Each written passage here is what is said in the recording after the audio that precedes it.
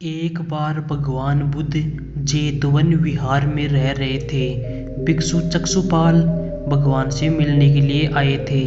उनके आगमन के साथ उनकी दिनचर्या, व्यवहार और गुणों की चर्चा भी हुई। भिक्षु चक्षुपाल अंधे थे। एक दिन विहार के कुछ भिक्षुओं ने कुछ मरे हुए कीड़ों को चक्षुपाल की कुटिया के बाहर पाया। उन्होंने चक्षुपाल की निंदा करनी शुरू कर दी।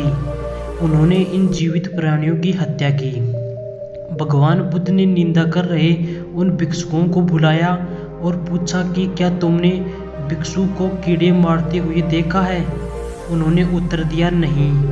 इस पर भगवान बुद्ध ने साधकों से कहा कि जैसे तुमने उन्हें कीड़ों को मारते हुए नहीं देखा, वैसे ही चक्षुपाल ने भी उन्हें मरते हुए नहीं देखा और उन्होंने कीड़ों को जानबूझकर नहीं मारा है, इसलिए उनकी निंदा करना उचित नहीं है। भिक्षुओं ने इसके बाद पूछा कि चक्षुपाल अंधे क्यों हैं? उन्होंने इस जन्म में अथवा पिछले जन्म में क्या पाप किए हैं?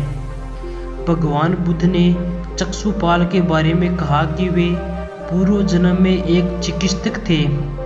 एक अंधी स्त्री ने उनसे वादा किया था कि यदि वे उसकी आंखें ठीक कर देंगे तो वह और उसका सारा परिवार उनके दास बन जाएंगे। स्त्री की आंखें ठीक हो गई, पर उसने दासी बनने के भय से यह मानने से इनकार कर दिया कि वह ठीक हो गई है।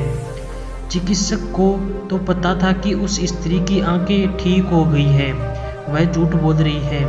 उसे सबक सिखाने के लिए या बदला लेने के लिए चक्षुपाल ने दूसरी दवा दी।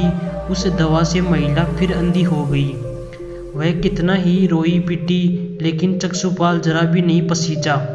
इस पाप के फलस्वरूप अगले जन्म में चिकित्सक को अंधा होना पड़ा। भगवान बुद्ध का जब पाटलिपुत्र में शुभागमन हुआ तो हर व्यक्ति अपनी अपनी सांपत्तिक स्थिति के अनुसार उन्हें उपहार देने की योजना बनाने लगा। राजा बिंबिसार ने भी कीमती हीरे, मोती और रत्न उन्हें पेश किए। बुद्धदेव ने सबको एक हाथ से सहर्ष स्वीकार किया।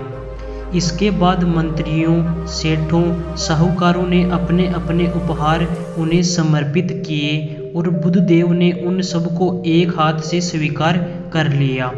इतने में एक बुढ़िया लाठी टेकते हुए वहां आई। बुद्धदेव को प्रणाम कर वह बोली, भगवान, जिस समय आपके आने का समाचार मुझे मिला उस समय मैं यह अनार खा रही थी। मेरे पास कोई दूसरी चीज न होने के कारण मैं इस अध खाए फल को ही लेके आई हूँ। यदि आप मेरी इस तुच्छ भेंट को स्वीकार करें तो मैं अहोभाग्य समझूंगी। भगवान बुद्ध ने दोनों हाथ सामने कर वह फल ग्रहण किया। राजा बिंबिसार ने जब यह देखा तो उन्होंने बुद्धदेव से कहा, भगवान क्षमा करें, एक प्रश्न पूछना चाहता हूँ। हम सब ने आपको कीमती और बड़े बड़े उपहार दिए जिन्हें आपने एक हाथ से ग्रहण किया, लेकिन इस बुढ़िया द्वारा दिए गए छोटे एवं झूठे फल को आपने दोनों हाथों से ग्रहण किया, ऐसा क्यों? यह सुन बुद्धदेव मुस्कुराए और बोले, राजन, आप सबने अवश्य बहुमूल्य उपहार दिए हैं, किंतु यह सब आपकी संपत्ति का 10वां हिस्सा भी नहीं है। आपने यह दान दीनों और गरीबों की भलाई के लिए नहीं किया है, इसलिए आपका यह दान सात्विक दान की श्रेणी में नहीं आ सकता। इसके विपरीत इस बुढ़िया ने अपने मुंह का कोर ही मुझे दे डाला है। भले ही यह बुढ़िया निर्धन है, लेकिन इसे संपत्ति की कोई लालसा नहीं है। यही कारण है कि इसका दान मैंने खुले हृदय से दोनों हाथों से स्वीकार किया है। एक बार भगवान बुद्ध भिक्षा के लिए एक किसान के यहाँ पहुँचे।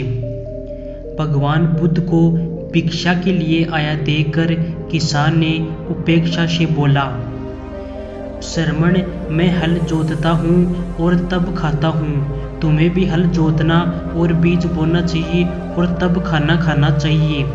बुद्ध ने कहा, महाराज मैं भी खेती ही करता हूँ। इस पर किसान को जिज्ञासा हुई और वह बोला, मैंने न तो आपके पास हल देखता हूँ, न ही बैल और न ही खेती का स्थल। तब आप कैसे कह सकते हैं कि आप भी खेती ही करते हो? आप कृपया अपनी खेती के संबंध में मुझे समझाइए। बुद्ध ने कहा, महाराज मेरे पास श्रद्धा का बीज, तपस्या रूपी वर्षा और प्रजा रूपी जोत और हल है।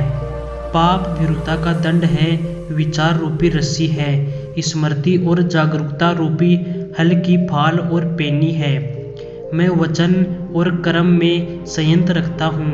मैं अपनी इस खेती को बेकार घास से मुक्त रखता हूँ और आनंद की फसल काट लेने तक प्रयत्नशील रहने वाला हूँ। अप्रमाद मेरा बैल है जो बाधाएं देकर भी पीछे मुँह नहीं मोड़ता है। वह मुझे शांति धाम तक ले जाता है। इस प्रकार मैं अमृत की खेती करता हूँ।